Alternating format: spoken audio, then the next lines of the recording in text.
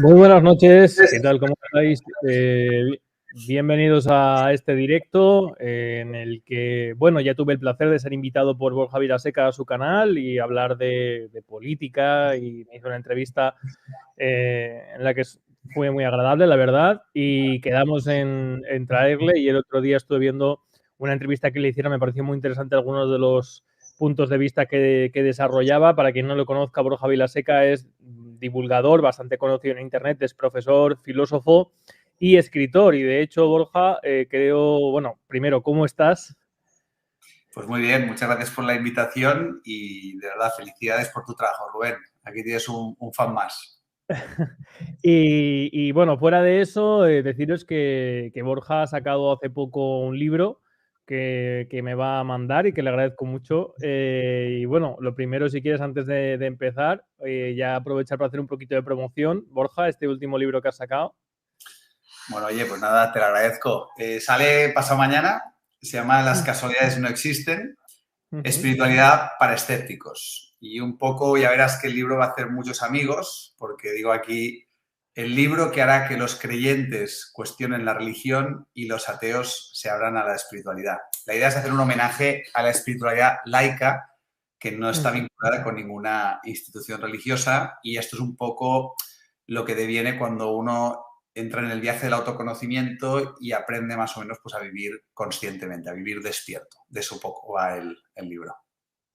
Bueno, yo, por ejemplo, soy ateo, pero yo estoy muy abierto a la espiritualidad. Lo que pasa es que necesito siempre fundamento para creer en las cosas, digamos, o para confiar en las cosas más que creer. Pero bueno, que sepáis que eso, el jueves sale el libro de Borja. Si alguien le sigue, que seguro que sí, porque hay mucha gente que me ha escrito diciendo que te seguía y que le hacía mucha ilusión el directo, pues ya sabéis que tenéis ese nuevo libro de Borja. Bueno, yo te he convocado, Borja, para hacerte una entrevista sobre dos conceptos fundamentales de los que hablo muchas veces y que el otro día también te escuché un poco, que es los prejuicios y la ideología. Y estoy seguro que también es algo que tocas en tu nuevo libro, ¿no? Sí, totalmente. Bueno, de hecho, el primer capítulo, a mí me gustan mucho los cuentos filosóficos y si me permites, pues me encantaría empezar contándole a quien nos está escuchando un cuento filosófico. Lo primero, decirles que no se crean nada, por favor, que sean muy escépticos y como tú bien has dicho, lo importante es verificar las cosas a través de nuestra propia experiencia, sobre todo cuando hablamos de temas de psicología, espiritualidad, que son tan subjetivos, ¿no? Con lo cual hay que ser muy crítico, muy escéptico, pero hay que meterse en el barro para vivir la experiencia y sacar sus propias conclusiones. Mira, el libro empieza con un cuento, a ver qué te parece. Dice que hay un grupo de catedráticos intelectuales occidentales, grandes eruditos, muchos de ellos ateos, que, liderados por el gran catedrático, deciden ir por primera vez a un templo de filosofía oriental, ¿no? Porque han oído que hay un gran maestro que enseña meditación y que se habla de espiritualidad. Y, oye, es tanta la gente que va a visitarlo que dicen, oye, vamos a ir a verlo, ¿no? Y entonces, en la entrada de este centro de filosofía oriental, les acoge pues, un recepcionista muy majo, muy simpático, que dice, antes de entrar tenéis que tomar una decisión. Veis que aquí hay dos puertas, tenéis que elegir cuál es la que mejor os representa. En una puerta pone con prejuicios y en la otra puerta pone sin prejuicios. Entonces todos se quedan un poco así dubitativos mirando al gran catedrático y el gran catedrático, con esa actitud un poco altiva, se va dirigido hacia la puerta que pone sin prejuicios. Y cuando abre la puerta, coge el pomo, pero en ese momento se da cuenta de que no existe tal puerta, que es una ilusión óptica. Se ha pintado en una pared. Y entonces, un poco avergonzado, pues no le queda más remedio que inclinar la cabeza y entrar a ese centro de filosofía oriental por la puerta que pone con prejuicios, ¿no? Entonces, para mí, un poco, por cómo hemos sido educados, condicionados, adoctrinados por la sociedad, es imposible que no tengamos prejuicios porque nuestra mente está secuestrada por un sistema de creencias, una forma de pensar que no hemos elegido y que a menos que la cuestionemos y hagamos ese viaje de autoconocimiento, difícilmente seremos conscientes de cómo todos estos prejuicios nos limitan a la hora de mirar y de interpretar la realidad. Pues es muy pertinente lo que dices, porque yo, por ejemplo, siempre digo que, bueno, hay una frase de Spinoza que dice que lo que explicas tú, ¿no? Primero, que los prejuicios, mejor dicho, son inherentes al ser humano, o sea, que no puedes vivir sin prejuicios porque son un mecanismo de supervivencia. Ahora, que lo que debes es procurar elegir los buenos, ya que son inevitables, por lo menos elegir los buenos.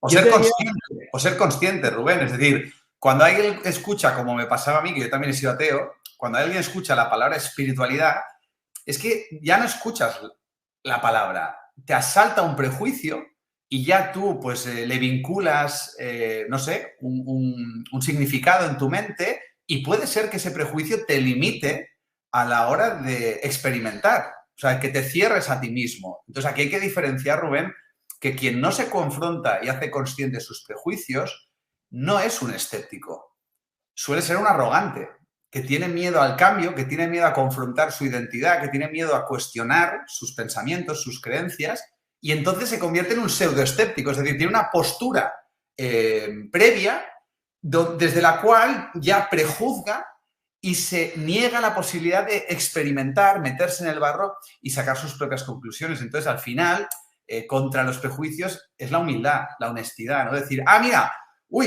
acabo de escuchar espiritualidad y ya, hola, qué fuerte, mira cómo me he puesto a la defensiva, mira cómo ya algo se ha activado en mí, soy consciente de ello y aún así puedo transitar ese camino, pero escuchando sin prejuicios, que eso es un milagro.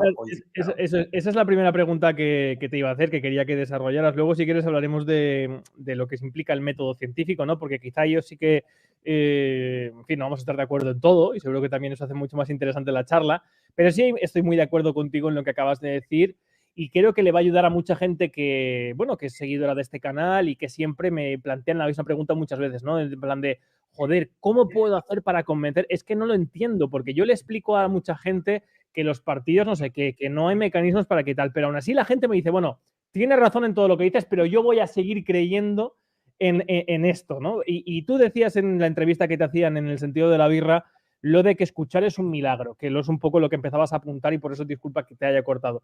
Tú dices, escuchar es un milagro. ¿Por qué es un milagro, Borja? Porque en general, mientras estamos oyendo, mientras yo te estaba oyendo lo que tú estabas diciendo y has dicho una serie de conceptos, en mi mente ya se ha disparado automáticamente, mecánicamente, un montón de pensamientos mientras tú estabas hablando.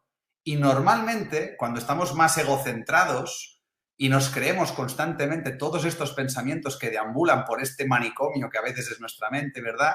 En muchas ocasiones yo ya no te estoy escuchando porque yo empiezo a escuchar ya directamente lo que mi mente me está diciendo sobre lo que tú estabas diciendo hace un rato y entonces simplemente estoy por educación esperando un poco a ver en qué hueco yo ya puedo interrumpirte para soltarte lo mío, ¿no? Entonces, escuchar quiere decir vaciar tu mente de pensamientos, estar presente, vacío en el buen sentido para que el otro entre en ti, para que lo que me estás diciendo entre en mí, pueda sentirlo, pueda digerirlo y cuando sienta que tú has terminado tu argumento, respirar y no reaccionar frente a lo que estás diciendo, sino que se cree un espacio de mayor libertad donde pueda, ¿no?, argumentar nuevamente una respuesta. Cuando tú escuchas las tertulias de la televisión, si es que lo sigues haciendo, porque, madre mía, nadie escucha a nadie.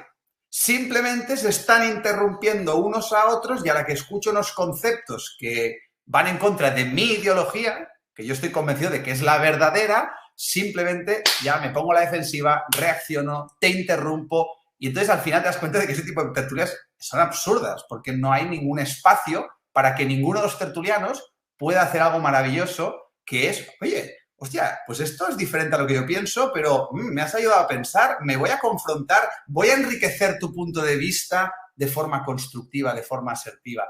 Eso requiere muchísima madurez, ¿no? Y todavía pues estamos un poco lejos en ese sentido, ¿no?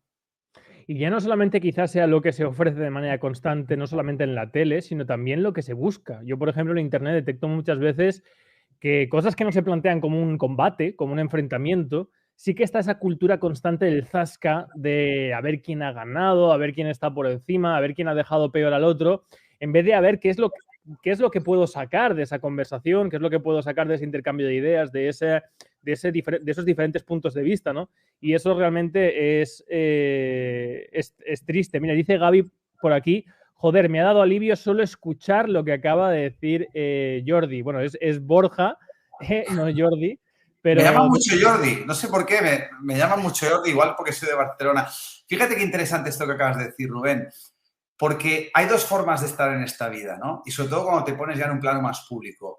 Una es, yo voy a esta tertulia, o escribo un libro, o hago lo que sea por mí, para reafirmar mi identidad. Yo tengo que quedar bien, yo tengo que imponerme. Es un paradigma egoico. Y hay otros perfiles que van a esas tertulias, escriben esos libros o lo que fuera para servir al prójimo. Es decir, lo mejor que puede suceder en este intercambio que estamos teniendo, Rubén, tú y yo, es que eso sea provechoso, evidentemente que nos enriquezca a ti y a mí, por supuesto, porque todas las conversaciones se crece y se aprende, pero ojalá que sea provechoso para quien lo está escuchando. Es decir, es vernos a nosotros mismos como medios, como instrumentos al servicio de otras personas, ¿no? En cambio, lo que nos encontramos habitualmente en la sociedad es que yo me convierto en un fin en sí mismo y, por tanto, yo tengo que defender mi identidad y en cualquier momento yo me voy a sentir atacado y, por tanto, ataco a los demás y bueno, pues ahí se enredan, ¿no? Pero al final es despersonalizarte y es entender que tú eres un canal, que tú eres un medio y que ojalá pues puedas contribuir, puedas inspirar, puedas fomentar algo de valor para otras personas, del mismo modo que cuando tú estás escuchando, pues a mí me pasa muchas veces cuando te he escuchado a ti o a otros compañeros de YouTube, pues coño, me estoy nutriendo, me estoy dejando inspirar, ¿no? Claro, pero para escuchar quizá hay que, o sea, para lo que tú has definido como lo que es realmente escuchar, tienes que tener la voluntad de hacer ese pequeño esfuerzo de calmar tus prejuicios. Es decir, para realmente tener en cuenta lo que la otra persona te está diciendo, tienes que primero dejar, o sea, asimilar todo lo que esa persona va a decir desde el principio al final, y para eso tiene que estar, o sea, hace falta un componente, lo que quiero decir es que hace falta un componente volitivo, que de manera automática, lo que tú también explicabas, se van a activar esos mecanismos de defensa, y me gustaría que entraras en esos mecanismos de defensa, en por qué se activan, ¿no? Yo una de las cosas que más... Hay gente que me escribe con 70, 80 años que me dice, mira, toda mi vida he votado el PSOE, toda mi vida he votado a la derecha, toda mi vida tal, y escuché en no sé qué vídeo y ha cambiado toda... Y para mí eso, yo siempre les respondo y digo, eso es lo más generoso que he recibido nunca en toda mi vida. Porque que alguien sea capaz de deconstruir su identidad social en una edad tan madura, ya con 70, 80 años, y sea capaz de cuestionarse a sí mismo toda una vida, es un y creo que cada vez estamos más lejos de eso, es un ejercicio de honestidad y es un ejercicio de libertad individual y libertad de pensamiento que no abunda. O sea, ¿qué es lo que pasa cuando tocas esos resortes y por qué la gente es tan reticente a cambiar, ¿no? Y a cuestionarse a sí mismo? ¿Qué hay detrás de todo eso? Bueno, para mí un poco, y barriendo para casa, ¿no? Un poco el autoconocimiento y que es lo que más me apasiona, ¿no? Al final, cuando te vas conociendo a ti mismo, te das cuenta de que el proceso de condicionamiento, que no educación, porque educación viene de educare y quiere decir extraer el potencial inherente, intrínseco, innato que tiene cualquier ser humano al nacer, porque somos como semillas, todo eso queda sepultado por capas y capas de condicionamiento, por creencias de segunda mano. Es decir, los niños pequeños, a través de las neuronas espejo, vamos absorbiendo y nutriéndonos sin cuestionar, sin pensamiento crítico, endiosamos a los adultos. Fíjate, Rubén, que tú y yo no hemos elegido nuestro acento, nuestro idioma, nuestro equipo de fútbol y un montón de creencias absolutamente irracionales que hemos tomado inconscientemente de la sociedad, creencias con las que hemos creado inconscientemente nuestro falso concepto de identidad. Es decir, quien creemos que somos en lo más profundo, entonces es como una máscara, es una careta, es un instinto de supervivencia, es una protección. A esto se le llama ego, que quiere decir en latín yo, o por ejemplo personalidad, que viene de persona, que quiere decir máscara. Entonces, ¿qué pasa? No sabemos quiénes somos, no estamos conectados con nuestra verdadera identidad, para la cual, ¿cómo se accede? Viviendo conscientemente, estando presente, vaciándote de ese ego, de esas creencias, cuestionándolas, ¿no? ¿Y por qué no lo hacemos? Porque es dolorosísimo. Piensa que ese sistema de creencias lo que nos da es seguridad, es nuestra zona de confort intelectual.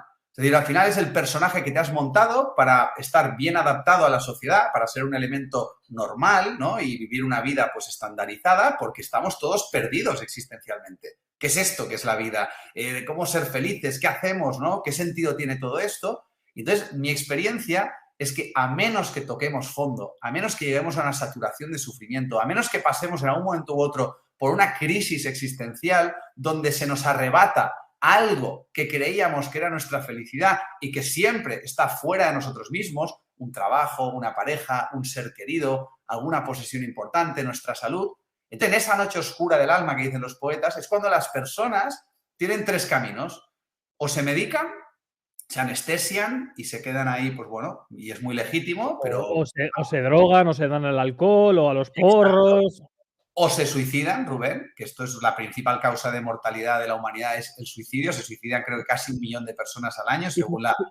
Sí, fíjate, perdona, Borcha, que te corte, que en España la principal causa de muerte entre los jóvenes es el suicidio. O sea, entre la gente joven, la gente que está justamente descubriéndose a sí misma yo creo que en el momento más confuso para descubrirse de la historia, es eso, ¿no? Total.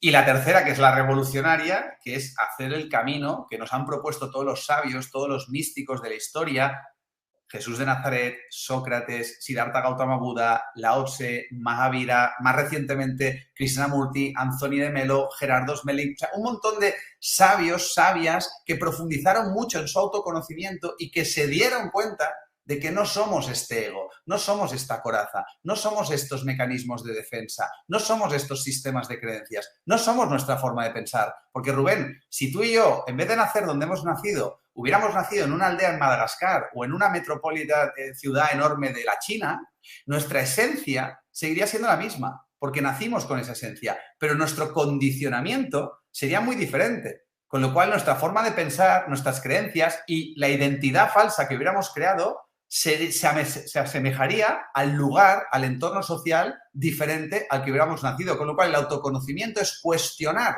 todo lo falso que hay en nosotros, todo lo condicionado que hay en nosotros, profundizando en nosotros mismos para, y esto te gustará, que de pronto sintamos que somos libres de pensamiento, que hemos limpiado nuestra mente de creencias, que hemos liberado nuestro pensamiento y que de pronto nuestra forma de pensar, nuestra forma de mirar, nuestra actitud frente a la vida tiene que ver con el ser que verdaderamente somos, con nuestro ser esencial. Aquí me pongo un poco hierbas, no sé cómo decirlo con palabras, ¿no? Esto hay que vivirlo, esto no hay que creerlo, hay que ser muy escéptico y mi experiencia es que las personas cuyo sufrimiento es inferior a su miedo al cambio, porque al final lo que hay es un miedo tremendo al cambio, a lo nuevo, a lo desconocido, se aferran a su identidad, se aferran a sus creencias, se aferran a sus ideologías. ¿Por qué? Porque reconocer que mi ideología no es la correcta implica algo terrorífico, que es reconocer que yo estoy equivocado y eso el ego no lo puede tolerar. Sí, o que eres algo que está construido sobre arena, o sea, que está construido sobre principios. Hay una cosa, antes de profundizar en esto, que dice Bertrand Russell, que yo le leí y que me parece muy acertado, y Bertrand Russell escribía que la mayor cantidad de filósofos, de pensadores en sociología, en letras, en filosofía, está en Alemania justamente por el lenguaje. Y él explica que el lenguaje no está para decir cosas, para exteriorizar cosas, sino que el lenguaje forma el pensamiento, porque tú piensas en el idioma en el que tú aprendes ese idioma. Y él decía que como el alemán obliga a escuchar al interlocutor toda la información, eso crea de manera natural un sistema de pensamiento que es el que genera la mayor cantidad de pensadores, porque el verbo en alemán va al final. Entonces tú estás obligado a escuchar todo lo que te dice el otro y a asimilar, por lo tanto, toda la información antes de responderle. Los latinos, yo creo que a veces con el sujeto, ya no llegamos ni al verbo, con el sujeto, yo creo que ya directamente, tú no tienes ni puta idea, yo te voy a decir lo que tal, ¿no? Entonces, los latinos por generalizar, creo que tenemos la mecha muy corta, ¿no? Entonces, cuando tú viajas por estos países nórdicos, hombre, pues también veces que los latinos les podemos dar vidilla, ¿no? Que les podemos dar más pasión, más corazón, pero claro, también pagas el precio, ¿no? No hay lo uno sin lo otro. Con lo cual, pues nos conviene mucho aprender a escuchar. Y para aprender a escuchar hay que estar presente. Y para estar presente, coño, hay que hacer algo que no hacemos nunca. Rubén, ¿cuánto tiempo realmente dedicamos a estar solos, en silencio, quietos, haciendo nada? Mira, hoy me ha dicho una persona que me ha encantado, Borja, reivindica este verbo, nadear, hacer nada, observar tu mente, observar todos los pensamientos, todas las historias ficticias, Rubén, porque los pensamientos son ficticios, pero luego te los crees. Cuando los observas, creas emociones y, madre mía, las emociones que nos creamos, el infierno que a veces nos creamos porque nos identificamos con la mente.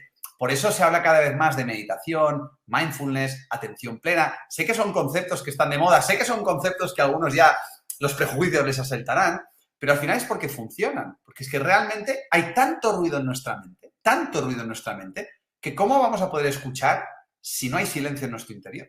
Entonces, ese es el gran regalo que nos hemos de empezar a hacer a nosotros mismos, Rubén. Escucharnos a nosotros mismos, saber lo que pasa en nuestro interior, en nuestra mente, en nuestro corazón, y desde ahí salir de nosotros transformados, conscientes, más presentes, y la escucha sucederá de forma natural, ¿no? Yo quizá esto lo dejaría un poco para el final, ¿no? Lo que has tocado, que me parece muy interesante. Yo siempre recomiendo muchos libros como los de Lao Tse, sobre todo también Confucio, porque son sistemas que no están basados en la religión, no son sistemas religiosos, son sistemas filosóficos, ¿vale? Pero bueno, si quieres eso podemos tratarlo luego. Y que también hay teorías que dicen que realmente Jesucristo y el cristianismo nace de ahí, a través de Mencio, pero bueno, como digo, sí que eso lo abordamos luego. Hay un tema también muy importante que has tocado y que yo escribí un artículo una vez, que es La gran estafa de mi generación. Mucha gente piensa que tiene que cambiar sí o sí, o que hoy en día, digamos, sea como sea, tengo que cambiar, tengo que trascender de alguna manera. Y yo siempre digo que lo más importante que puedes hacer en esta vida es descubrir quién eres, no cambiar, descubrir quién eres y saber qué quieres hacer. Yo creo que ese es el objetivo de cada uno de nosotros. Justamente por lo que tú estabas diciendo, y me gustaría preguntarte qué implica descubrir quién eres, porque tú lo has dibujado un poquito, y es que desde que nacemos hasta que nos convertimos en adultos, nos dan un montón de información. Has hablado muy bien del tema de la educación, ¿no? Como educación viene de educere, que significa conducir, no tiene nada que ver con la instrucción, que es asimilar una serie de aprendizajes para tener yo las herramientas. Pero en ese proceso en el que nos hacemos mayores, empezamos a ser esclavos también de la sociedad, de los prejuicios, de los mecanismos de conducta socialmente aceptados, de también la pertenencia a grupos y de cómo eso también condiciona en función de lo que yo pienso. Si yo pienso esto, soy de aquello; si pienso del otro, soy de los otros. Como muchas veces también la sociedad te sitúa a ti, o los grupos te dan la personalidad. O sea, hay mucha gente que, no sé, yo tengo amigos o conocidos que digo, tío, no sé por qué vas con esta gente. Y van con esa gente porque ese grupo les define. No se caen bien, o sea, ni siquiera tienen, pero se dan la identidad los unos a los otros sobre aspectos muy superficiales. Seguro que mucha gente, esto quizá pasa más cuando eres adolescente, ¿no? Pero lo que quiero decir es que al final, descubrirte a ti mismo, yo siempre digo que es aprender quién eres. O sea, aprender a ser conocedor de lo que nace dentro de ti ante cualquier situación. ¿Por qué ante lo que pasa te enfadas? Y otra gente quizá no se enfadará, sentirá pena o sentirá miedo. Y tú eso no puedes cambiarlo. Lo que puedes cambiar es la reacción que tienes a ello. Descubrir por qué en tu ser, en tu interior, se genera esa sensación, ese sentimiento, y luego intentar condicionar esa respuesta. Eso sí que puedes hacerlo. Pero el primer punto, que es conocerte a ti mismo, conocer quién eres, conocer cómo es tu identidad, creo que es lo más difícil que una persona puede hacer, sobre todo si es joven y sobre todo hoy en día. ¿A ti, tú qué piensas de esto? Sí, al final, bueno, a mí, ya te digo, yo toqué fondo con 19 años, en esa edad que tú has comentado. Yo me voy a pegar un tiro. Estaba fatal, lleno de traumas, miedos, complejos, sufrimiento, y además muy peleado con los adultos, con el sistema. Bueno, estaba tremendo, ¿no? La desconexión que tenía de mí mismo. Y ahí empecé mi búsqueda, ¿no? Y en este sentido, a mí algo que me ha servido, por si alguien está en este punto, ¿no?, de querer conocerse a sí mismo de verdad, es una herramienta que es el eneagrama, ¿no?, que describe tipos de personalidad, hace una radiografía del lado oscuro, de nuestra inconsciencia, del ego, hace una radiografía del lado luminoso, la esencia, ¿no? Y al final es un espejo donde tú te ves reflejado a grandes rasgos, de forma arquetípica, ¿no? Pero al final, por responder un poco el quién eres, ¿no? Al final descubrir quién eres, que eso para mí es el gran viaje de la vida. O sea, no, claro, perdona, quiero decir que mucha gente me pregunta, pero quizá tú puedas responder a ello de manera más complementaria. Mucha gente joven me pregunta, oye Rubén, ¿cómo puedo descubrir quién soy? O sea, ¿cómo puedo hacer ese camino? Sí.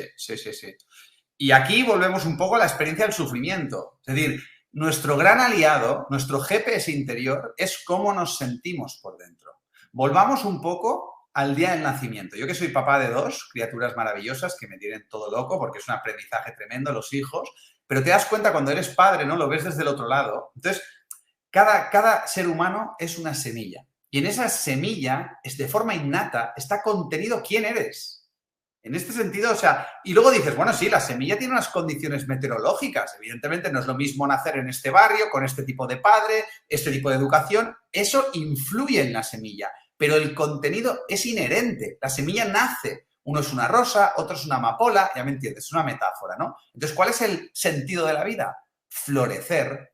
Pero ¿qué pasa? Hoy en día esa semilla está totalmente, pues eso, castrada, mutilada por el sistema educativo, por la presión social, cosas que has comentado antes, ese condicionamiento, y está sepultado. Entonces las personas ya no se guían por su voz interior, ya no se guían por su dicha, se guían por la mente, por las creencias. Estamos todos hipnotizados por la propaganda de la sociedad. ¿Quién tengo que ser para que me quieran? ¿Quién tengo que ser para tener éxito? ¿Quién tengo que ser para ser aceptado? Porque me siento vacío, hueco por dentro, no tengo ese GPS interior, no tengo esa brújula interior, voy perdidísimo y bueno, sigo el carril por el que circula la ancha avenida. Entonces, el sufrimiento, el dolor son nuestros aliados para decirnos, mec, por aquí no, te estás equivocando, te estás desviando, esta forma de mirar, esta forma de interpretar, este camino que estás siguiendo, ¿no? Hay mucha gente que igual persigue el éxito y sufre mucho, está muy estresado, está muy tal, pero porque inconscientemente igual busca la aprobación de sus padres, ¿no? Pero fíjate cómo te estás sintiendo por dentro. Y hacer algo revolucionario, que es pararse, aprender del sufrimiento, cuestionar tus creencias, empezar a escucharte y fíjate, tu voz interior no te habla con palabras, te habla con sensaciones muy sutiles que te van guiando, porque al final, Rubén, tú estarás de acuerdo conmigo que tú eres un tío con un gran propósito y yo estoy convencido de que tú no lo has elegido, permíteme la reflexión, lo has descubierto, no puedes evitarlo, Rubén, o sea, has sentido una llamada desde el interior porque en un momento dado de tu vida sintiste que esto tal y cual y tal, y no puedes evitarlo y eso le da sentido, te da dicha. Claro que tienes tus problemas, tus movidas, claro que pagas tu precio, ¿verdad? Pero viene de dentro esa llamada. ¿En forma de qué? De pasión, de obsesión a veces también, de dicha. Y hay un momento en la vida donde dices, es que realmente no puedo evitarlo. Es decir, es que no, yo no lo estoy eligiendo. Por eso vuelvo al principio. Descubres que eres un canal, que la vida te está viviendo también. No te das tanta importancia a ti, tú no eres lo importante en la vida, es lo que sucede a través tuyo. Pero ¿qué pasa? No nos escuchamos, no nos atendemos, estamos muy perdidos, hay muchas voces en nuestra cabeza y al final vamos perdidos y seguimos la señal de sentido obligatorio de la sociedad y eso nos va desconectando todavía más de nosotros mismos hasta que finalmente llega la tocada de fondo. Y el sentido que le hemos de dar a esa tocada de fondo es, tío, es que te alejaste de ti mismo. El viaje de la vida es volver a casa y vivir tu vida desde dentro, escuchándote, siguiendo esa brújula interior. Esto es muy fácil de decir, pero coño, ese es el viaje de la vida, irlo descubriendo, irlo descubriendo. Esa es la madurez de la vida, ¿no? Claro, exactamente. O sea, hay gente que, lo que digo, a ti, por ejemplo, no sé, a cualquier persona que nos esté escuchando o a nosotros mismos tenemos un accidente de coche y hay personas que se enfadan y se ponen irascibles y se cabrean. Hay otras que se ponen, no sé, que se sienten culpables. Hay otras que eso forma parte de la naturaleza intrínseca de cada uno. Depende de, tú puedes jugar con eso para cambiar quién tú quieres ser. Ahora bien, la otra parte, si quieres, el bloque medio que me gustaría tratar contigo. Y es, si se puede decidir, yo tengo bastante claro, pero bueno, me gustaría, hoy en día vivimos en la época de la posmodernidad en la cual tú puedes decidir todo. todo depende de la voluntad. Yo creo que no. Yo estoy de acuerdo contigo en que una cosa es la naturaleza que tú tienes y otra cosa es el camino que tú quieres recorrer. Y en eso, yo creo que en eso se fundamenta la vida. O sea, eso es una lucha interna y es un proceso larguísimo que no culmina nunca. El día que te mueres, pues te mueres, pero quizá no lo hayas conseguido. Pero hoy en día se vende el rollo de que tú puedes decidir todo. Puedes decidir quién eres, puedes decidir si quieres ser una persona feliz, si quieres ser una persona progresista, si quieres ser una... Bueno, hablando siempre de los conceptos que maneja la clase política y los medios de comunicación, ¿no? De manera vacía y superficial. Pero que puedes incluso decidir tu sexo, tu género, en fin, absolutamente todo. Es incluso si quieres ser un animal, puedes decidirlo también. ¿Tú qué opinas de todo esto? A ver, yo creo que los movimientos evolutivos suelen tener un efecto pendular, Rubén. Es decir, yo creo que venimos de un desempoderamiento absoluto, es decir, del pueblo desempoderado, los seres humanos en la dependencia, en la sumisión, ¿no? Y yo creo que estamos ahora yéndonos hacia el otro extremo, que es un culto al ego tremendo, un culto al yo, ¿no? De pronto, y personajes como yo estamos influenciando a veces en ese sentido. A veces hago autocrítica de mí mismo porque soy el primero que le digo a la gente, empodérate, toma responsabilidad de tu vida, tú eres co-creador de tu vida. Es decir, pero estos mensajes, es decir, el primer escalón es como tenemos un ser humano victimista que siempre culpa a los demás y está totalmente desempoderado, no hay nada que yo pueda hacer, estoy resignado en la impotencia y, oye, que cambien los demás, que los políticos me rescaten, ¿no? Ese es un paradigma mayoritario. Entonces, claro, venimos unos motivados y decimos, no, libérate del yugo, eres libre, empodérate, toma responsabilidad, eres co-creador, pero fíjate que es para que tú des el siguiente salto evolutivo a asumir más responsabilidad en tu vida, a entender que verdaderamente eres co-creador. Pero llega un momento en el camino evolutivo donde, volviendo un poco a tu pregunta, al final te das cuenta de que hay que honrar nuestra singularidad, nuestra naturaleza,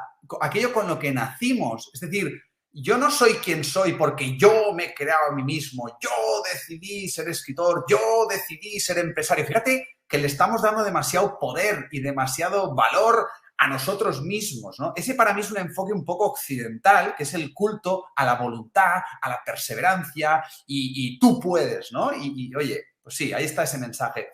Yo soy un poco más hierbas, Rubén. A mí me gusta mucho más la filosofía oriental, pero porque he nacido en Occidente y porque veo que eso me equilibra. Porque evidentemente que hay un punto de voluntad, pero llega un punto donde empiezas a rendirte y a aceptar quién eres realmente, ¿no? Y a estar en paz con eso y a darte cuenta, mira, pues yo soy una margarita. Pues voy a dejar de estar peleado con el hecho de intentar ser una amapola, porque mi padre quiere que sea una amapola, porque en mi entorno se valora mucho ser una amapola, y he estado ahí intentando ser una amapola y hay gente que lo ha conseguido. ¿Pero qué precio ha pagado? La infelicidad, seguramente. En cambio, de repente dices, no, es que me voy descubriendo, me voy conociendo, va cayendo el velo, hostia, no soy una amapola, realmente soy una margarita, pero eso me confronta, porque, uy, ¿qué van a pensar de mí? Se van a reír de mí, me van a ridiculizar. Hay muchos miedos. Hay un miedo tremendo a ser uno mismo, Rubén. Ser un acto revolucionario, ser uno mismo, atrever a mostrarte tu singularidad, pero no de forma forzada, como un gesto de yo soy libre y fíjate yo lo que me he creado. No, como al revés, como una liberación de decir, se han disuelto todos mis mecanismos de defensa, todos mis autoboicots, todos mis miedos y permito que la semilla con la que nací florezca de forma natural y orgánica. Yo simplemente, como jardinero, voy quitando la maleza para dejar que pues, se muestra tal como es. Y me riego, me nutro, busco el sol, pero es esa visión de no darnos tanta importancia a nosotros mismos, porque si no lo que nos encontramos es un culto al ego, un culto al yo, una vanagloria totalmente, ensalzamiento del individuo personal. Pero al final, nuevamente, el gran indicador es tu felicidad interior, tu bienestar interior, o sea, tu equilibrio interior. Ahí es donde realmente nos da la sabiduría para saber si te estás honrando a ti mismo, a tu ser esencial, o si por el contrario te estás montando una película, ¿no? Es que al final eso no te va a dar paz. Me refiero, si tú estás forzándote constantemente a algo que no ocurre de manera orgánica dentro de ti, que no digo que no tengas que esforzarte, los seres humanos tenemos que esforzarnos por todo lo que queremos, no venimos en la... Yo me acuerdo de una amiga que me decía, no, es que fui a la psicóloga y me decía que venimos aquí a ser felices. Bueno, sí y no. Yo creo que venimos a luchar también. La vida, en fin, pocos Sí, son los que sí. tienen la suerte de caer teniéndolo todo y pudiendo dedicarse absolutamente a todo lo que... Y aún así van a tener que pelear por realizarse y por sentirse en paz. Pero de lo que estás A explicando colación a ahora... esto, Rubén, a colación a esto porque es importante el matiz que has Sí, sí. dicho. Al final, por si alguien no está escuchando, o sea, para mí la sabiduría consiste en valorar y disfrutar lo que tienes aquí y ahora. Es decir, ¿qué es la realidad, Rubén? La realidad es aquí y ahora, donde operan mis sentidos físicos. Es muy raro encontrarse un ser humano que esté aquí y ahora. Normalmente estamos en nuestra mente, allá, entonces, pensando en lo que nos falta, en lo que no tenemos, creando el sufrimiento, creando la infelicidad en nuestra mente, porque no somos capaces de ser felices, de estar bien, ya me entiendes, de estar a gusto Sí, está aquí en y paz. ahora con nuestra realidad. La felicidad, que es una palabra muy prostituida y ya muy... Mm. está a nuestro alcance en la medida en que respiramos conscientemente. Es decir, si tú haces el ejercicio de poner toda tu atención en la respiración, ya verás cómo es imposible pensar y respirar conscientemente a la vez. El sufrimiento se origina en la mente cuando tienes pensamientos que no están de acuerdo con lo que está pasando aquí y ahora. Si tú vas a tu respiración y logras arraigarte aquí y ahora, y este ejercicio lo vas practicando, eso es vivir despierto, eso es vivir conscientemente, el bienestar que forma parte de tu naturaleza esencial va emergiendo de forma natural y orgánica y cada vez, como tú bien dices, sabes responder a lo que te va pasando, a los desafíos de la vida, pero desde dentro. En vez de reaccionar como un autómata, en vez de pelearte con lo que está pasando, vas aceptando, que no resignarte, vas respondiendo, que no reaccionando, y cada vez la vida se vuelve un proceso más agradable. Y a veces yo me he encontrado personas con que dicen, no, yo, pues oye, soy el barrendero, el camarero, por citar roles profesionales, pero estoy a gusto, estoy en paz, le saco lo mejor. Eso es sabiduría también, ¿no? Es que Porque fíjate, también están respondiendo a quiénes son también. Hay gente que todo el mundo no ha venido a lo mismo, ¿no? Cada uno ha venido a ser quien ha venido a ser, ¿no? Es que fíjate, Borja, yo, por ejemplo, yo es que creo que la felicidad es un estado transitorio igual que la tristeza, o debiera serlo. Hay gente que se enquista en la tristeza y hay gente que se enquista en la felicidad, pero me parece algo virtual. En cambio, la paz, o sea, el sentirte en paz contigo mismo, los animales están en paz. O sea, eso es lo que a mí me parece que sí que es perseguible, el sentirte tranquilo con la vida que estás viviendo. Pero mira, antes de pasar a los sistemas de pensamiento, a las ideologías, que es una cosa que quería tratar contigo, me preguntan por aquí, Borja, ¿qué eneatipo tiene Rubén? Yo no sé lo que son los eneatipos. Ay, a ver, es que claro, el eneagrama describe 9 tipos de personalidad. Supongo que es como una forma arquetípica, ¿no? Es un arquetipo, es un arquetipo. Lo que pasa es que es un tema de autoconocimiento, autodescubrimiento. O sea, si Rubén llegara a un punto donde le motivara verdaderamente descubrir su eneatipo, pues lo mejor que podría hacer es, oye, pues buscar información por internet, en YouTube, leerse un libro, ir a un curso y lo descubriría. Si quieres, yo te explico cuál es mi eneatipo y a ver si te resuena, ¿vale? Porque evidentemente de lo que nos hemos conocido, de lo que te he escuchado, yo puedo intuir, pero yo no estoy dentro de ti, Rubén. Porque fíjate, mira, te explico mi eneatipo, ¿vale? Salgo del armario, me muestro aquí mi striptease emocional por si puede servir y para que veáis un poco cómo funciona esta herramienta, ¿no? Muy brevemente, Rubén. Para mí el eneagrama lo que te aporta, porque hay muchas herramientas de autoconocimiento, lo diré muy resumidamente, es la herida de nacimiento. Aquí me voy a poner un poquito hierbas, Rubén, permítemelo decir.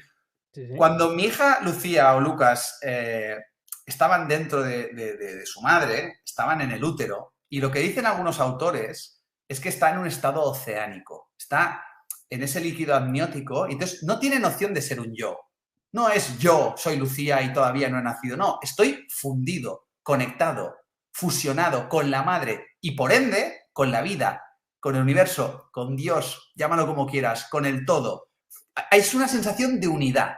¿Qué pasa? En el parto te arrancan de ahí. Vives una experiencia cercana a la muerte y fíjate que te queda una cicatriz en forma de ombligo, te corta el cordón umbilical y sientes lo que los filósofos llaman la herida de separación. La herida de separación. Entonces, desde esa herida de separación, ese ser esencial que se sentía unido, ahora se siente separado y es tal el dolor, imagínate el bebé humano, que empieza a desarrollar un mecanismo de defensa que es el ego, el yo, la personalidad. Y fíjate, la cagada es que empieza a buscar hacia afuera. La conexión la busca afuera, en papá, en mamá, y luego ya de mayores. Madre mía, ¿dónde buscamos? Somos una sociedad de buscadores. Cada uno busca donde busca, pero no se busca dentro de sí mismo. Entonces, tú naces, según el eneagrama, con un modelo mental, que es un esqueleto psicológico. ¿Verdad que tienes un esqueleto físico? Pues hay un esqueleto psicológico que tiene que ver con esa semilla innata. Pues en mi caso, Rubén, por ejemplo, mi eneatipo dominante, porque tengo un poco de los 9, pero hay 4 o 5 que son dominantes, ahora no me pondré muy técnico, pero hay uno que es dominante. En mi caso, la herida de nacimiento, lo que yo sentía y lo que yo siento cuando estoy desconectado de mí mismo, porque te vas conectando y desconectando, Rubén, te pasará típico momento de las elecciones que has trabajado como un animal, ¿no te pasa que de repente te sientes satisfecho por el trabajo hecho, pero desconectado y te notas más egocentrado? Bueno, pues nos desconectamos y nos conectamos. De repente te haces un retiro, te vas con tu pareja, desconectas el móvil, vas a la naturaleza y vuelves recargado y verdad que todo se ve de forma diferente, estás conectado, ¿no? Cuando estoy desconectado, el eneatipo 1 lo que siente es una sensación de insuficiencia e imperfección. Nada nunca es suficientemente perfecto. Por tanto, ¿cómo veo el mundo? Imperfecto. ¿Cómo veo a los demás? Imperfectos. ¿Cuáles son los mecanismos egoicos? La autoexigencia para ser perfecto, el machaque interior, el juicio, la crítica. Y luego, claro, como me siento imperfecto, tiendo a ser susceptible. ¿Cuál es la emoción dominante? El enfado, la frustración. ¿Cuál es la cháchara que gobierna nuestra mente neurótica? Inútiles, mediocres, lo tendría que haber hecho yo, ¿no? O sea, todo esto es un poco lo que le pasa al eneatipo 1, que finalmente este sistema colapsa, toca fondo y te cuestionas. Entonces, ¿cuál es el viaje? Te vas conociendo y ese enfado, esa ira, se transforma en aceptación, en serenidad. Y de pronto empiezas a aceptarte, ya no te exiges tanto, empiezas a relajarte, eres más flexible y devienen una serie de cualidades innatas. ¿Cuáles son las cualidades innatas del eneatipo 1? La visión. Son visionarios, ven cosas que los demás no ven, tienen discernimiento, tienen elocuencia, están motivados con un propósito y muchas cosas más que ya entraríamos más en profundidad. Esto te he hecho una pincelada que representaría el 0,1% de lo que te puede aportar conocer tu eneatipo dominante. Y todo esto, ahora a mí personalmente, de mí mismo, pues me parece obvio, pero en su momento fue una gran revolución, porque yo estaba convencido que las interpretaciones subjetivas que tenía en mi mente eran la verdad, Rubén. Y ahora me doy cuenta de que es mi punto de vista sujeto a unos pensamientos que no he elegido, unas creencias, y todo esto hace que tu vida se simplifique muchísimo. Entonces, bueno, no sé si te ha resonado, Rubén, pero te animo, ojalá que... Ya te lo regalaré el libro, ya te lo regalé y el curso también, lo que quieras, Rubén. Yo es que no... A ver, yo no creo en los arquetipos, no creo en los sistemas de personalidad cerrada. Creo o sea, no creo. Sí que es verdad que hay personas o hay, digamos, rasgos característicos que se repiten en diferentes personas, eso sí que es verdad, pero no creo que defina o que sea un condicionante absoluto de cómo es alguien, ¿no? Supongo que grandes rasgos. Pero fíjate, Rubén, volviendo al inicio de tu apasionante conversación, tú no crees en los arquetipos, ¿vale? Permíteme la provocación. Pero te he escuchado atentamente todo lo que has dicho. Rubén, como sé que tú y yo nos caemos bien, permíteme que haya un poco de salsita, que es lo que está esperando el público. Dale, no te preocupes, dale. No creo en los arquetipos. Yo lo que te animo, porque yo no sé si es la verdad o no, pero ten cuidado con que eso no sea un prejuicio, Rubén. Y te darás cuenta de cuándo es un prejuicio o no es un prejuicio. Y aquí te voy a poner la provocación porque me la has dejado huevos, Rubén. Si es un prejuicio, no vas a leer sobre el eneagrama, no vas a hacer un curso de eneagrama, no vas a verificar empíricamente si verdaderamente esa afirmación que has hecho hace unos momentos es verdad o no para ti. Como sé que eres un escéptico de verdad, no te vas a dejar llevar por esa afirmación, esa creencia, potencialmente un prejuicio. ¿Y qué es lo que haría o harás como escéptico? Leerte un libro de eneagrama, hacer un curso de eneagrama. No. Abierto de mente, Rubén, para finalmente verificar y sacar la conclusión de que realmente los arquetipos no funcionan. Porque si no, te estás privando de la experiencia, Rubén. Hay un error en ese planteamiento. Mira, ya que has abierto la tapa del salseo, yo voy a seguir con la tapa del salseo. Hay una cosa que dijiste respecto al pensamiento científico, que tú decías que tú eras el verdadero científico porque comprobabas lo de la CHU, ¿no? Lo de para el catarro y tal. Yo no estoy de acuerdo con eso por una sencilla razón, y es porque el pensamiento científico no se inicia con la creencia, no se inicia con tú creer en algo y la comprobación. El método es desde luego el fundamento del camino del científico para corroborar lo que él piensa, pero no parte o no nace de una creencia, de una sensación, nace de una hipótesis, y la hipótesis tiene o no tiene fundamento. Por lo tanto, si tú empiezas analizando el posible fundamento sobre, por ejemplo, la Tierra es plana, tú no vas a dar la vuelta al mundo para comprobar que la Tierra es plana. Primero vas a observar si eres capaz de reunir la suficientemente información sobre si aquello tiene o no tiene fundamento. Si dar 10 saltos en el suelo puede curarte el cáncer. Porque habrá gente que te diga, no, si no, hasta que no lo pruebes no lo vas a saber. Bueno, primero voy a ver si tiene o no tiene fundamento. Ese es el primer paso y la diferencia fundamental entre el creyente y el científico. El creyente se basa únicamente en la creencia, en la fide, en la fidelidad, en el fedus, en que cree en algo sin prueba alguna.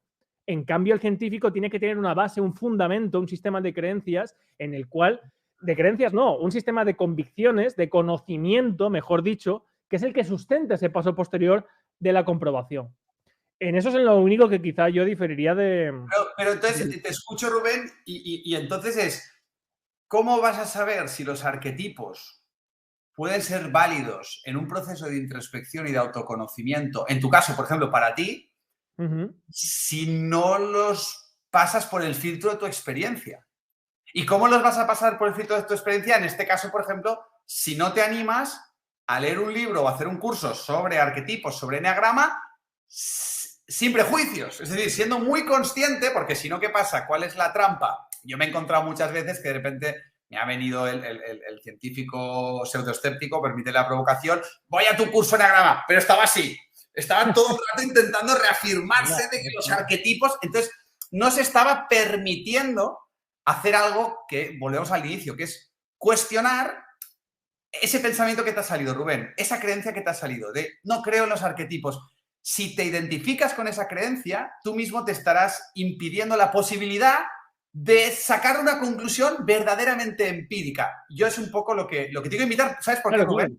Pero ¿sabes por qué, Rubén? Porque yo ahora soy consciente de que igual ya, no sé, la imagen que puedo estar dando en tu audiencia es que soy un hierbas, tal y cual. Pero es que me encantaría que me hubieras conocido con 19 años, cuando pasé mi etapa existencialista, leyendo a Nietzsche, a Sartre, a Camus, siendo ateo militante. O sea, he pasado por ahí. Por eso el libro se lo dedico a los escépticos, porque yo he estado muchos años metido en esa mentalidad, porque había un punto, Rubén, en el que me sentía un poco ridículo personalmente, entrando en estos caminos más hierbosos de autoconocimiento, y luego a posteriori me di cuenta de todos los mecanismos de defensa para salvaguardar una identidad que me había construido, que estaba más amparada en un mundo más racional, científico y demás. Y por último, para mí hemos de diferenciar entre ciencia y cientificismo. La ciencia se basa en la humildad de no saber, de estar siempre abierto, porque la ciencia siempre tiene un latiguillo que me encanta, que es esto es verdad hasta donde sabemos que es verdad, porque sabemos que mañana van a suceder nuevos métodos, nuevos enfoques de investigación que puede ser que cuestionen y desenmascaren verdades que antes creíamos irrefutables. El cientificismo es una nueva ideología que es fanatismo, o sea, es el aspecto religioso de la ciencia, que declara que la ciencia es atea y que todo lo que se salga del método científico es tachado como inválido. Pero esta afirmación no pasa por el método científico. Lo que pasa es que lo justifican porque están defendiendo a la ciencia. Entonces, algún día, desde mi punto de vista, las enseñanzas de Siddhartha Gautama Buda, que era la observación de la mente y todas estas experiencias de las que estamos hablando, pasarán por los nuevos filtros y enfoques de la ciencia, que es humilde, y algún día se demostrará empíricamente pues esas enseñanzas ancestrales relacionadas con la espiritualidad laica. Y fíjate la provocación, ese será un gran día para la ciencia, porque al final de lo que están hablando estas personas, estos místicos, con estas herramientas, con estos enfoques a veces arquetípicos, todas se sustentan en el empirismo, en la experiencia personal. Con lo cual, yo desde aquí lo que te quiero transmitir y a toda tu audiencia es no nos autolimitemos a nosotros mismos de vivir ciertas experiencias, porque puede ser que ahí esté el Pero gran paso evolutivo que podemos dar. Tú ya estás juzgando lo que yo he dicho como una autolimitación, ¿no? O sea, vamos a ver, yo me parece muy bien y estoy seguro que hay mucha gente que le ayuda, igual que hay mucha gente que le ayuda a la religión y que le ayuda a muchas cosas.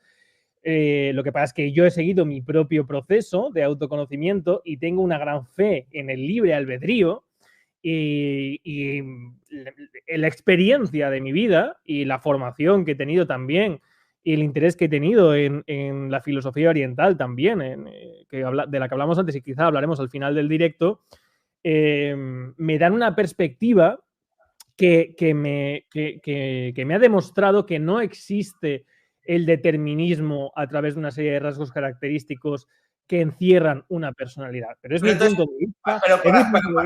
Para cerrar el debate, entonces, si yo te digo ya en plan colega, ¿por qué no te vienes a un curso de enagrama conmigo? Pues yo te diría ahora, te respondo sinceramente, porque no tengo tiempo, y porque no es una prioridad ahora mismo para mí. Vale.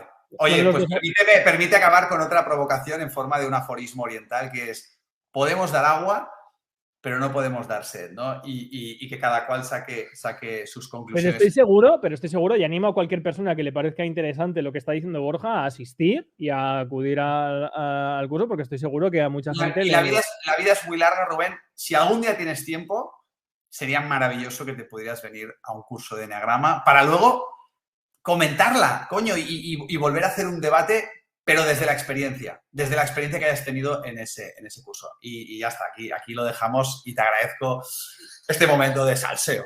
No, a mí me parece muy enriquecedor, pero podemos ahondar si quieres en eso, yo si quieres en otro directo o cuando pueda asistiré.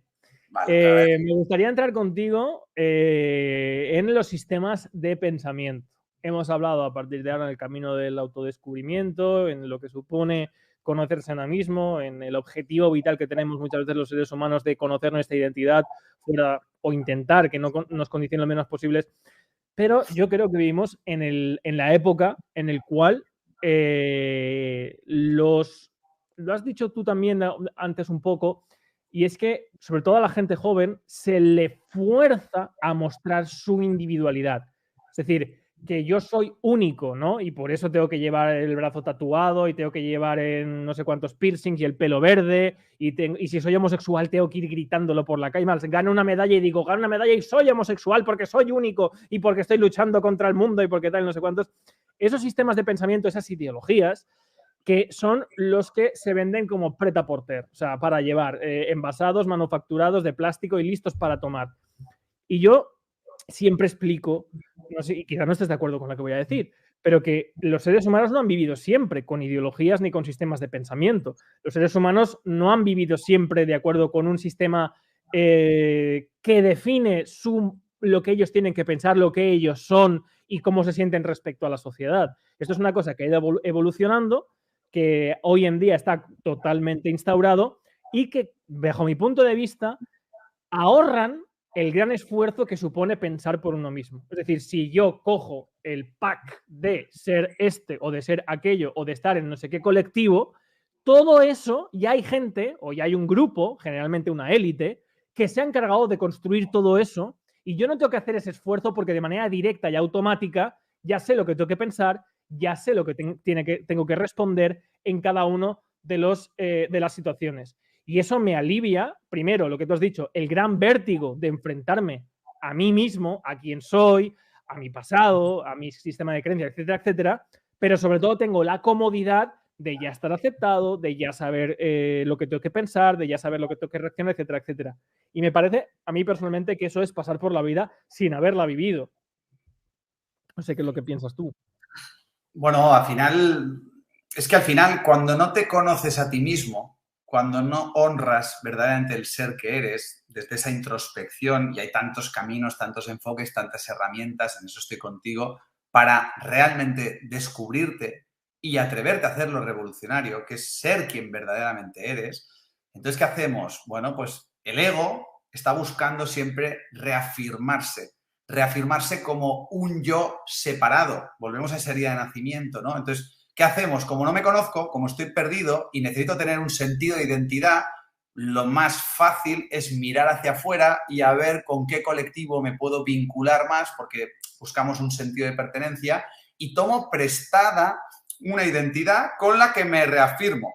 Porque hoy en día también hay que decir, y lo he dicho un poco antes, que estamos con esa epidemia neurótica, enferma, que es una enaltación del ego, del yo. Es decir, un poco incluso a nivel de para provocar muchas veces, ¿no? Entonces, estás forzando ser alguien que no eres, a veces para llamar la atención, a veces simplemente para destacar, para sobresalir, ¿no?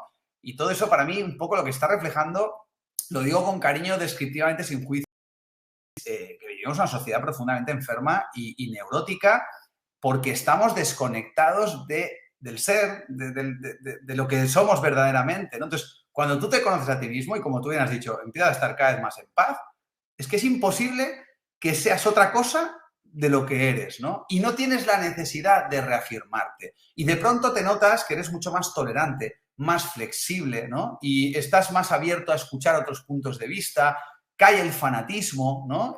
Hay como una apertura, abrazas la pluralidad porque te das cuenta de que eres único, diferente, especial y que por tanto, pues también respetas la diferencia, ¿no? Y te surge un poco ese respeto por la libertad del otro mientras no te haga daño, no hiere a otros colectivos. Pero por eso es muy importante conocerse a uno mismo, conocer el ego, conocer al yo, conocer esta mente neurótica, conocer todos estos pensamientos, todas estas creencias, todas estas emociones, todo este lado oscuro, toda esta parte traumada del ser humano que nos condiciona, que nos limita, que nos boicotea y que nos lleva pues al camino que no es el camino del ser, es un camino artificial, es un camino de máscara, es un camino de careta, ¿no? Y cada uno sabrá por qué lo hace, para qué lo hace y qué uso le está dando, ¿no? Pero al final se reconoce muy bien a un ser humano que se ha perdido y que se ha alejado de sí mismo por cómo se siente por dentro, por cómo se expresa cuando está con grupos que piensan de forma diferente a él, ¿no? Y ahí es fácilmente reconocible, ¿no? Entonces, bueno, yo creo que estamos viviendo un momento histórico apasionante y, Rubén, lo hemos dicho antes, ¿qué necesita un ser humano para iniciar un cambio verdadero? Llegar a una saturación de sufrimiento, llegar a una tocada de fondo, llegar a una crisis. ¿Qué necesita la sociedad para salir de esta neurosis colectiva? Pues seguramente lo mismo. A nivel colectivo necesitamos tocar fondo como sociedad y yo creo que no estamos muy lejos. Lo que pasa es que la resistencia al cambio, los parches del sistema, la industria farmacéutica, la industria del entretenimiento, o sea, el sistema en sí mismo es un gran parche para mantenernos anestesiados, hipnotizados, totalmente un poco abotargados de la verdad verdadera que nos puede liberar, pero yo creo que estamos cerca de que haya un verdadero colapso o saturación o crisis colectiva y ojalá que la aprovechemos, me pongo un poco utópico si me permites, para que haya un despertar masivo. ¿De qué? De consciencia. Permíteme, consciencia al final es cuestionar tus creencias, tu forma de pensar y encontrar la verdad que habita dentro de cada ser humano para honrarla y manifestarla, ¿no? Y desde ahí surge lo mejor del ser humano. Porque el ser humano, Rubén, te juro por mi vida que es grandioso lo que llevamos dentro. Pero ahora mismo estamos sepultados por losas y losas de sufrimiento, condicionamiento, ignorancia, inconsciencia, dolor. Y coño, pues sale esa otra versión más oscura, ¿no? Que es la que conocemos hoy a día de hoy. Yo creo que estamos más enganchados al hedonismo y el sistema lo sabe y ha construido una sociedad hedonista de esclavos, pero de esclavos cómodos. Yo estoy de acuerdo contigo porque a mí también me ha pasado en un momento clave de mi vida en el cual el sufrimiento, digo, y además que es que yo creo que es natural, cuando tú tienes un éxito, estás pletórico, o sea, es muy difícil aprender realmente de cuando las cosas te salen bien, porque estás en una nube, porque no eres consciente ni siquiera de las cosas por qué han salido bien, estás simplemente disfrutando, es muy difícil. En cambio, cuando estás jodido y cuanto más jodido estás, es cuanto más respuestas buscas simplemente por un mecanismo de supervivencia, de cómo puedo salir de aquí, cómo puedo salir de donde estoy. Hay mucha gente que tiende, esto lo has dicho muy bien antes, a la excusa constante, ¿no? No, es que la culpa es del alcohol, es que la culpa es del juego, es que la culpa es de no sé qué, y no toman realmente las riendas de su vida de decir, no, voy realmente a través de la voluntad primero a saber por qué estoy haciendo esto, qué hay dentro de mí que me hace estar tan sujeto a esto, y segundo, hacia dónde quiero ir. Pero, y ya para terminar, porque llevamos una hora y no quiero tampoco, que sé que eres un hombre muy ocupado, quería hablar un poco de los fundamentos, ¿no? Un poco por lo que has dicho antes, yo siempre que cuento algo o hablo de algo, digo las fuentes porque espero que la gente no se fíe de mí, porque espero que la gente busque la información que estoy dando y busque los fundamentos de lo que estoy explicando para que vean que no es encender la cámara y decir lo primero que te pase por la cabeza, ¿no? Y yo sí que estoy muy de acuerdo en algunos planteamientos que tú defiendes y que tú explicas, y yo creo que tiene mucho que ver con la filosofía oriental, sobre todo con el confucianismo, que a mí siempre me ha gustado muchísimo, con Confucio, Lao Tse, en fin, Sun Tzu, Buda, etcétera, Mencio. Y es ese sistema que considero que no está basado en la creencia, sino que está basado en el comportamiento, en la acción, en un sistema filosófico de simbiosis entre la naturaleza y el ser humano, pero no atomizado, sino el ser humano como individuo dentro de la naturaleza, dentro de una especie. Y creo que eso es una de las cosas que quizá más nos falta en Occidente, pero que es muy importante decirle a la gente, ya no ir y leer a Confucio, sino que tiene que haber un equilibrio entre la individualidad, que es la construcción, lo que tú has dicho antes, la construcción del yo, que no hay que suprimirla, porque hay gente que está entendiendo seguramente que hay que suprimir el ego, eso es imposible, pero sí que hay que encontrar un equilibrio entre la individualidad y la individuación. El concepto de individuo. Un individuo es aquel que pertenece a un todo, a una especie, a un ecosistema, a un sistema natural, ¿no? Y hoy en día vivimos en la ultra individualidad, incluso construimos el principio de individuación a través de la individualidad, y eso está súper claro en los sistemas orientales, en la filosofía oriental, y quería saber un poco tu punto de vista a través de los fundamentos, la gente que quiera acudir un poco a esta información, a dónde ir, ¿cuáles piensas tú que son los rasgos característicos que a destacar de este sistema de pensamiento, filosofía, etcétera, etcétera? Bueno, a ver, mi experiencia personal es que cuando tú estás perdido dentro de ti y... O sea, la metáfora es como cuando te duele cuando tienes un dolor de muelas, cuando tú estás mal contigo mismo, cuando tú estás totalmente peleado contigo, identificado en exceso con el ego, con el yo, y estás perdido, es como si tuvieras un dolor de muelas, no ves a nadie más que a ti mismo. Te pierdes en el laberinto de tu propio egocentrismo, ¿no? Entonces, lo que aprendemos de Oriente parece una ironía al principio, que es uno siempre debiera empezar por sí mismo. Uno siempre debiera empezar por sí mismo. ¿Quién soy? ¿Qué necesito para ser feliz? ¿Cómo funciono por dentro? ¿Cómo puedo vivir de forma equilibrada? Y fíjate que hay un componente egoísta. Primero empiezo por mí mismo, permíteme la provocación, porque tú eres la persona más importante de tu vida. Te has de aprender a conocer, a amar, a cuidar. Esa es tu responsabilidad, porque la felicidad está dentro. Y en última instancia depende de cómo te relacionas contigo mismo, mente, cuerpo, espíritu. Uno siempre debiera empezar por sí mismo. Lo que pasa es que en Occidente hoy en día uno está terminando en sí mismo. Entonces, ¿qué nos enseñan los orientales nuevamente? Uno debiera empezar por sí mismo, pero nunca debiera terminar por sí mismo. Entonces, la experiencia, permíteme, mística, de despertar, de sanación, de transformación, llámalo como quieras, Rubén, es que cuando tú haces el clic, cuando haces el eureka, cuando despiertas, y te ordenas por dentro y realmente descubres quién eres y todo lo que hemos hablado durante esta entrevista, sales de ti transformado y pones tu vida al servicio de los demás. ¿Por qué? Porque el ser humano es inherentemente generoso, altruista, pero fíjate, porque lo que hacemos a los demás nos lo hacemos a nosotros mismos primero. Cuando tú amas, el amor al que más beneficia es al que ama, no al amado. Cuando tú amas, cuando tú das lo mejor de ti, cuando tú sirves, cuando tú entregas, cuando tú das, es cuando paradójicamente más te llenas y nos vamos a llevar de esta vida lo que hemos entregado. Entonces esa es una visión más espiritual, más trascendente, más postmaterial, ¿no? Que es, sí, primero me conozco, me quiero, me ordeno, pero llega un punto en el que salgo de mí y pongo mi vida al servicio de los demás y ahí deviene un propósito, deviene un servicio, que esto los padres y las madres lo saben muy bien porque tienes que salir de ti, porque si no es un infierno con los hijos, tienes que servirlos, tienes que atender sus necesidades, pero claro, si tú no estás bien contigo mismo, tú le puedes pedir a alguien que tiene un dolor de muelas increíble que se ocupe del dolor de muelas del prójimo. Mira, hay una metáfora que me encanta, seguro que te ha pasado cuando has cogido algún avión, que de repente te sale este momento que te explican que en caso de accidente, ¡pum!, caen, ¿no? Caen estas las mascarillas. Y fíjate que te dicen, primero ponte tú tu mascarilla y luego ayuda a los demás a ponérsela. Pero no empieces ayudando a los demás, que te puedes quedar sin oxígeno y igual los morís los dos, ¿no?